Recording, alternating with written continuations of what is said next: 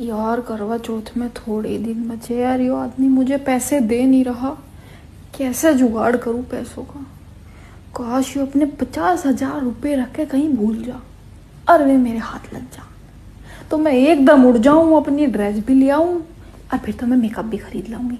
एक काम करूंगी, सफोरा चली जाऊंगी, अच्छा मेकअप खरीद के लाऊंगी। एक काम करूंगी, एक महंगा सा परफ्यूम भी लाऊंगी खरीद के, वो वाला लाऊंगी लुची का।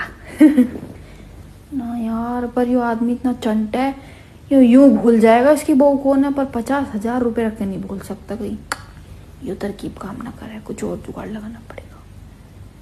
ऐसा करूंगी, चोरी से इनका UPI पिन देख लूंगी क्या है, और फिर अपने अकाउंट में पैसे गिन लूंगी। पर नहीं, उसमें तो पता चल जाएगा मैंने अपने अकाउंट में पैसे गिरे।